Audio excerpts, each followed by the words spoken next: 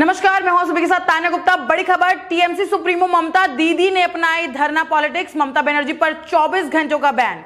नहीं कर पाएंगी सभा को संबोधित, नहीं कर पाएंगी प्रचार, तो व्हील चेयर और धरना खेले का लिया ममता बनर्जी ने सहारा।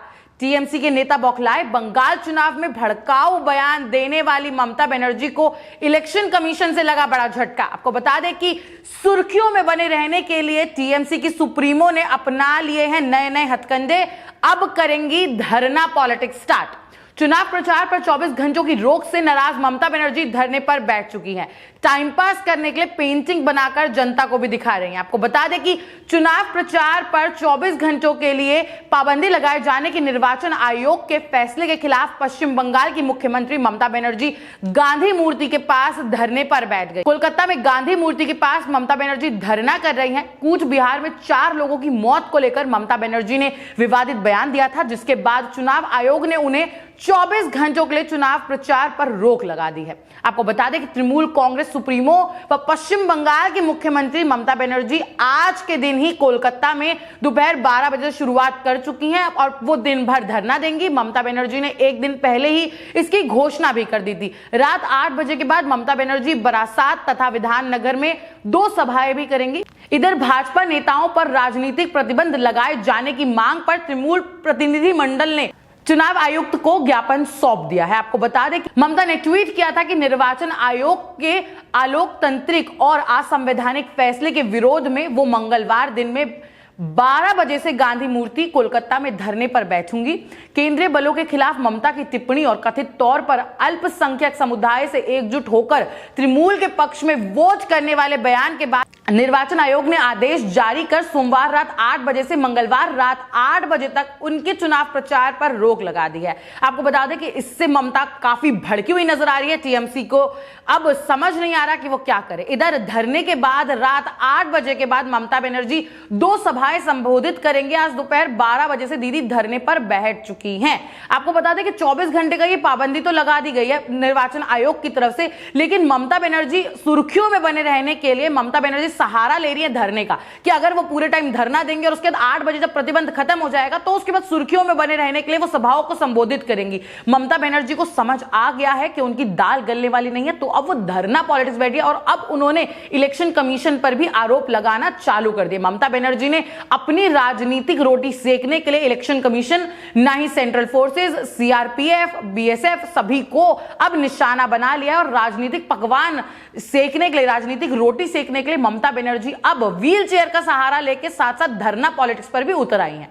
आपको बता दें, जो इलेक्शन कमीशन ने ममता बनर्जी को अब रोक लगाई है, उन पर प्रतिबंध लगाया है, वो कथित तौर पर धार्मिक लहजे वाले बयान के बाद निर्वाचन आयोग ने आदेश जारी किया था। लोकतंत्र की हर संस्था से समझौता किया गया। चुनाव आयोग पर निशाना साधते हुए टीएमसी के राष्ट्रीय उपाध्यक्ष यशवंत सिन्हा ने ये बयान दिया। लोकतंत्र की हर संस्था से समझौता किया गया। उन्होंने कहा, हमें चुनाव आयोग की निष्पक्षता के बारे में हमेशा संदेह था, लेकिन आज इसने जो भी दिखावा किया है वह स्पष्ट है। अब यह स्पष्ट है कि चुनाव आयोग मोदी और शाह के इशारे पर और उनके सीधे आदेश के तहत काम कर रही है। उन्होंने कहा, लोकतंत्र की हर संस्था से समझौता किया गया है। हम क्या उम्मीद कर सकते हैं? टीएमसी ने लोकतंत्र के लिए काला दिन ये बताया। आज तृणमूल कांग्रेस के राज्यसभा सदस्य डेरेक ओब्रियन ने कहा कि यह भारत के लोकतंत्र के लिए काला दिन है। उन्होंने कहा, आयोग बिल्कुल कमजोर पड़ चुका है। 12 अप्रैल हमारे लोकतंत्र में यह काला दिन माना जाएगा। हमें हमेशा मालूम था कि हम बंगाल जीत रहे हैं। उन्हीं के सुर में सुर मिलाते हुए एक अन्य पार्टी नेता कुणाल घोष ने आयोग के फैसले पर कहा, आयोग भाजपा की शाखा की भांति बर्ताव कर रहा है, यह पाबंदी ज्यादती है। इसी के साथ साथ उन्होंने यह भी कहा कि इससे अधिनायकवाद की बू आती है। आयोग का एकमात्र लक्ष्य बनर्जी को चुनाव प्रचार से रोकना है, क्योंकि भाजपा पहले ही हार भाप चुकी है। यह शर्मनाक है। आपको बता दें, इसी कड़ी में संजय राउत, महाराष्ट्र के नेता, फायर ब्रांड नेता, जो बोल सकते हैं शिवसेना के फायर ब्रांड नेता, हमेशा आते हैं और बौखलापन में कुछ भी बोलते जाते हैं। उन्होंने एक ट्वीट किया जिसमें उन्होंने कहा कि ईसीआई ने ममता दीदी पर 24 घंटों के लिए प्रतिबंध लगा दिया है। यह स्पष्ट रूप से भारत में भाजपा सत्ताधारी पार्टी के इशारे पर किया जाता है। यह भारत के स्वतंत्र संस्थानों की लोकतंत्र और संप्रभुता पर सीधा हमला है। बंगाल टाइग्रेस के साथ एकजुटता।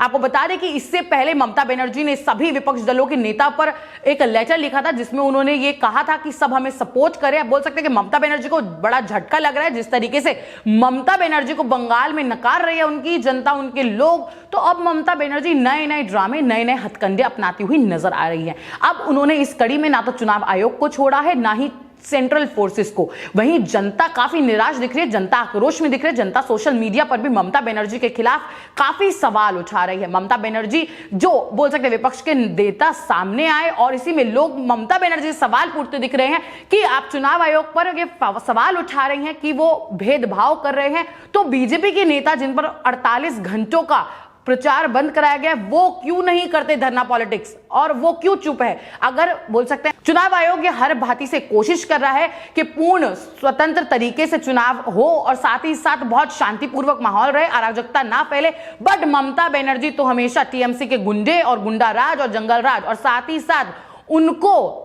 धर्म से ज्यादा धरना पसंद है। तो ममता बनर्जी धरना पॉलिटिक्स पर अब उतर आई हैं। ममता बनर्जी को धर्म के नाम पर ममता बनर्जी अब कोई भी बयान दे रही है जहां ममता बनर्जी डायरेक्ट अल्पसंख्यकों को एक साथ जुड़ने के लिए बोल रही हैं और इससे माहौल बिगड़ सकता है, हिंसा हो सकती है। जैसे कि पहले भी चौथे चरण में हमने देखा कि किस तरीके से हिंसा भड़क रही, किस तरीके से 4 लोगों की मृत्यु हो गई और ममता बनर्जी कैसे भड़काऊ बयान पे देती है कि सेंट्रल फोर्सेस को घेर लिया जाए, उनसे हथियार छीन लिए जाए, जिसके बाद अब इलेक्शन कमीशन में उनमें रोक लगाती है। लेकिन ममता बनर्जी की बौखलाहट साफ दिख रही है। चुनाव आयोग के किसी भी प्रतिबंध को मानने के लिए तैयार नहीं ममता बनर्जी। ममता बनर्जी ने या तो हार भाप ली है या ममता बनर्जी को यह पहले से ही पता चल गया है, पहले से ही उन्होंने ये भाप लिया है कि अब क्या होने वाला है, कि बंगाल की जनता असल परिवर्तन चाहती है। ममता बनर्जी को ये बौखला रही है, टीएमसी भी साथ साथ बहुत ज्यादा बौखलाहट में दिख रहे, टीएमसी के नेता भी। आपको बता दें कि निर्वाचन आयोग ने अपने आदेश में कहा है कि आयोग पूरे राज्य में कानून व्यवस्था की गंभीर समस्याएं पैदा कर सकने वाले ऐसे बयानों की निंदा करती है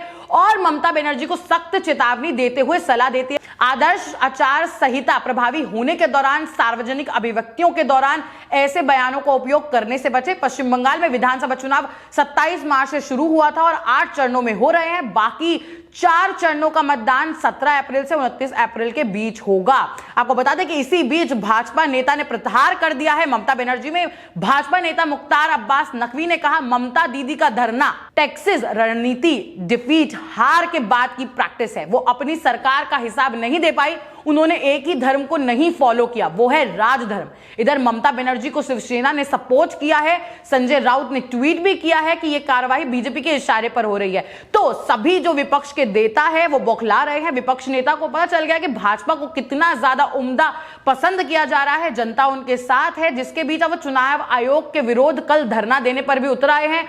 और सवाल सबसे बड़ा यह उठता है कि अगर वो पूरे वक्त धरना देंगी, जिस बीच वो सुर्खियों में रहेंगी, मीडिया लाइन में रहेंगी, मीडिया उन्हें कवर करेगा, तो इलेक्शन कमीशन का प्रतिबंध लगाने का क्या फायदा हुआ?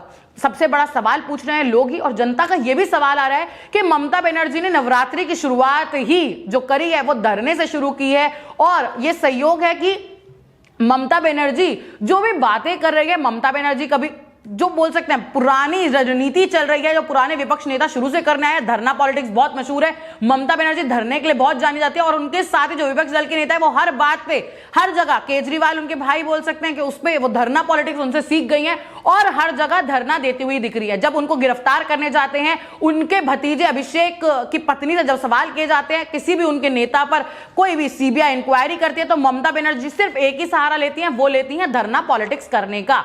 तो जो इलेक्शन कमीशन ने उनके बयानों की निंदा की है, जिससे अराजकता का माहौल फैल सकता है, साथ ही साथ पूरे प्रदेश में हिंसा भड़क सकती है, जिस बीच इलेक्शन होना में बहुत ज्यादा हिंसा सामने आएगी और इलेक्शन पूरी तरीके से नहीं हो पाएंगे। वोटिंग देने से लोग बचेंगे क्योंकि जब हिंसा का माहौल होगा, गुंडा राज होगा, जंगल राज होगा, तो कुछ भी सही तरीके से करना, पूर्ण शांतिपूर्वक तरीके से करने में बहुत प्रॉब्लम आएगी। आपको बता दें पश्चिम बंगाल में जो जारी है चुनाव, घमासान का आधा दौर तो निकल चुका है। यहाँ 8 चरणों के चुनाव की प्रक्रिया होनी है, जिसमें 5वें चरण में 45 सीटों पर 17 अप्रैल को और छठे चरण में 43 सीटों पर 22 अप्रैल को, सातवें चरण में 36 सीटों पर 26 अप्रैल को और आठवें चरण में 35 सीटों पर 29 अप्रैल को वोटिंग होगी। रिजल्ट 2 मई को आएगा। जनता का यह कहना है कि ममता बनर्जी धर्मा फॉलो नहीं कर पाई, इसलिए उनको धरने का सहारा लेना पड़ रहा है। वहीं जनता उनको पूर्ण तरीके से नकारती हुई दिख रही है। ममता बनर्जी को लोगों का कहना है पीसी यानी कि बुआ गांधी मूर्ति के बाहर धरना दे रही है। ममता बनर्जी ने इसके लिए किसी से भी परमिशन नहीं ली है। ये जो आर्मी इलाके में आता है उसके बाद ममता बनर्जी ने किसी से कोई परमिशन नहीं मांगे। ममता बनर्जी अपने दिल की करती है, जो उनके दिल में आता है वो करने पे उतर आती है। लेकिन जनता उनसे नाखुश नजर आ रही है। जनता उन पर सवाल उठा रही है कि इस बीच अकेले आइसोलेट होकर आप धरना तो दे रही हैं, पेंटिंग बना रही हैं टाइम पास करने के लिए, और आपने इसके लिए पहले ही ये ट्वीट कर दिया कि 12 बजे आऊंगी, जिससे आपको न्यूज कवरेज मिल पाए, जिससे आपको लोग आपको सुन पाए और आप अपना विज्ञापन कर पाए, आप अपना प्रचार कर पाए। लेकिन दाल गलेगी क्या? लोगों का यह भी फैसला है कि अगर वो इलेक्शन कमीशन की चीजों को फॉलो नहीं कर रही हैं, इलेक्शन कमीशन की जो चीजें हैं उन्होंने प्रतिबंध लगाया बैन पे, तो वो चुपचाप क्यों नहीं बैठ सकती? ऐसे ही जिस पर भी प्रतिबंध लगाया जाएगा वो धरना पॉलिटिक्स का सहारा लेगा, धरना करेगा। पहले व्हील चेयर वाले सिंपैथी कार्ड खेला, उसके बाद अब धरना पॉलिटिक्स। और पहले जो बीजेपी पर सवाल थे, सेंट्रल फोर्सेस पे सवाल थे, और अब तो डायरेक्ट इलेक्शन कमीशन पर भी सवाल हो गए। जनता नकारती हुई दिख रही है, इसका उनको डर सता रहा है या उनको साफ ये पता चल गया, उनको अब ये कयास लगा लिया उन्होंने खुद ही कि अब उनकी दाल गलने वाली नहीं है, सुपड़ा साफ होने वाला है। जैसे ही एक एक करके उनके नेता उनको छोड़कर जा रहे हैं, जनता उन्हें नकार रही है, जनता उनके पक्ष में उनका साथ देती हुई नहीं दिख रही। तो अब ममता बनर्जी इस धरने पॉलिटिक्स से उनको कितना फायदा होगा यह देखना बहुत अहम होगा। या ममता बनर्जी अब जो कर रही है और 8 बजे जो सभाओं को संबोधित करेंगी, जब उनके ऊपर जो इलेक्शन कमीशन ने रोक लगाई थी, प्रतिबंध लगाया था, उसके बाद तो अब ममता बनर्जी क्या फैसले लेती है, ममता बनर्जी क्या करती है, और 2 मई को नतीजे क्या आते हैं, 2 मई को नतीजे किसके पक्ष में जा रहे हैं तो साफ जाता हुआ दिख रहा है, क्योंकि जनता आक्रोश में है, जनता ममता बनर्जी के काफी खिलाफ है। लेकिन अब 2 मई को कितना फैसला रहता है भाजपा, टीएमसी और बाकी विपक्ष दलों में, यह देखना बहुत अहम होगा। बोल सकते हैं कि जो अभी रणनीति चल रही है ममता बनर्जी की, उस पर भी नजरें बनी हुई है कि अब कौन सा खेला होबे, क्योंकि खेला होबे में अब नए नए मोड़ दिख रहे हैं। बंगाल में लेकर पहले व्हीलचेयर का दिखा और अब धरना पॉलिटिक्स बीच में आ चुकी है। देखना अहम होगा कि अब आगे ममता बनर्जी क्या रणनीति अपनाती है, क्या हथकंडे अपनाती है और कैसे अपने आप को दिखाती है जनता को। मैं फिर लौटूंगी देश और दुनिया की तमाम बड़ी खबरों के साथ, तब तक बने रहे हमारे चैनल के साथ।